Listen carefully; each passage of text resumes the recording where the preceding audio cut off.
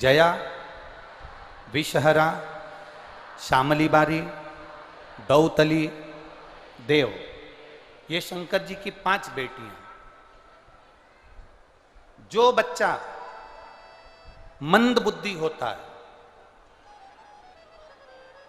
जो बच्चा बुद्धि से विहीन होता है, या नारी का गर्भ ठहरे और नारी को ऐसा लगे कि डॉक्टर कह रहा है कि तुम्हारा बच्चा ठीक नहीं होगा, या इसका माइंड या इसका शरीर का कोई अंग बेकार होगा, उस जगह पर जया, विषहरा, श्यामली बारी, दौतली और देव, ये शंकर जी की 5 बेटियों का नाम बेलपत्री पर अंकित कर कर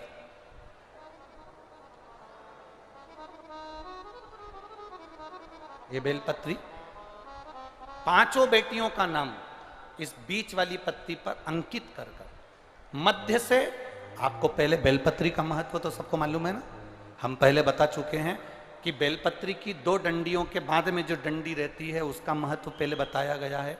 बीच में इस पत्ती से लेकर 2 पत्ती के बीच में जो डंडी रहती है उसका महत्व पहले की कथाओं में बताया है। ये 2 पत्तियों का महत्व आपको पहले बता चुके हैं कि जब हमें कोई कामना करना होती है तो हमें बेलपत्री कहां से पकड़ना होती है? मध्य भाग से। दोनों पत्तियों और बीच की पत्ती का जो डंडी होती है मध्य भाग, वहां से बेलपत्री को पकड़ा जाता है।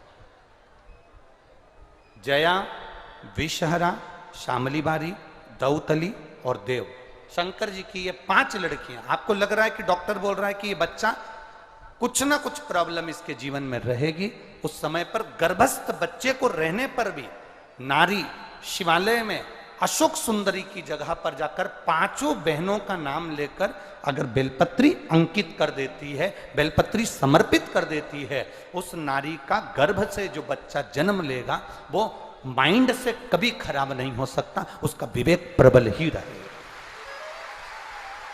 वो मानसिक विकलांग नहीं हो सकता, उसकी बुद्धिता का प्रबलता है।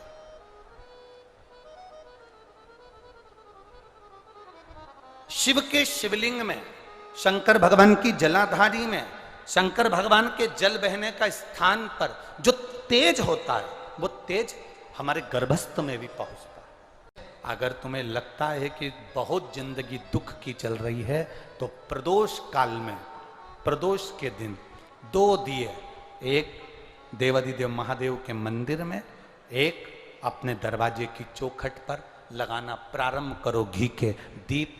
बाबा 3 या 4 प्रदोष में कृपा करना प्रारंभ कर दो, करुणा करना।